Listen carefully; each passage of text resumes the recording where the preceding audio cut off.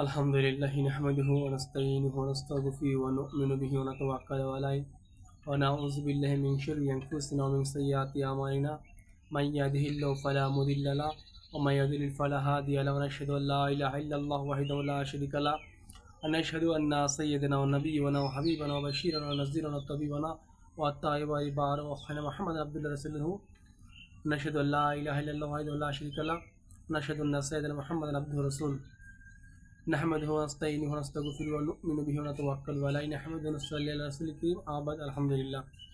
মহান আল্লাহ তাআলার দরবারে লাখ শুকরিয়া যে আল্লাহ পাক আমাদেরকে দুনিয়াতে হায়াত তৈয়বা বাঁচিয়ে রাখছেন।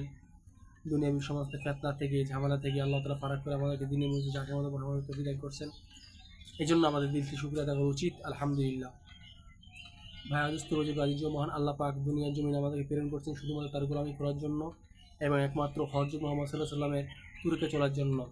আমরা যদি হযরত মুহাম্মদ সাল্লাল্লাহু আলাইহি ওয়াসাল্লামের তুরুকে চলি এবং আল্লাহর হুকুমকে মানি তাহলে আল্লাহ তাআলা আমাদেরকে দুনিয়াতেও শান্তি দিবে, মৃত্যুর পর শান্তি দিবে ইনশাআল্লাহ। আল্লাহ তাআলা আমাদের সবাইকে দুনিয়াও ও মৃত্যুর পর জিন্দেগিতে আখিরাতে আল্লাহ তাআলা আমাদের কামিয়াব করুক এবং দুনিয়াতে আল্লাহ তাআলা আমাদের কামিয়াব করুক, মৃত্যুর পরের জীবন আল্লাহ তাআলা আমাদের কামিয়াব করুক, আমিন। এই জন্য ভাই আমাদের কিছু করণীয় কাজ আছে। কাজ কি? আমরা যদি দুনিয়াতে শান্তি পেতে চাই, আল্লাহর হুকুমকে মানতে পারি, নবীকে মানতে পারি, নিশ্চয়ই আল্লাহ তাআলা আমাদের রাখছেন, আমাদেরকে আল্লাহ তাআলা পুরস্কার দিবেন।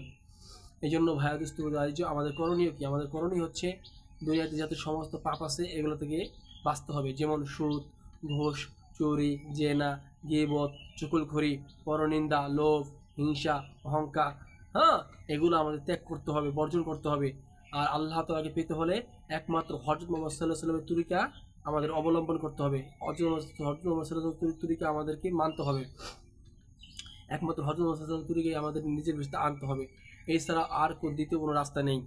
এই জন্য আমাদের জীবনকে যদি আমরা বাস্তবায়িত করতে চাই, সুন্দরভাবে গঠন করতে চাই, তাহলে আমাদের জীবনে হযরত মুহাম্মদ সাল্লাল্লাহু আলাইহি ওয়াসাল্লাম যে সুন্নতগুলো রেখে গেছেন ওই সুন্নত তরিকাগুলো আমাদের মাঝে আনতে হবে। এই জন্য আমরা কোনোভাবেই সফল হতে পারবো না, কোনোভাবে সাকসেস হতে পারবো না যদি আমরা হযরত মুহাম্মদ সাল্লাল্লাহু আলাইহি ওয়াসাল্লামের তরিকার মতো জীবন গঠন না করি।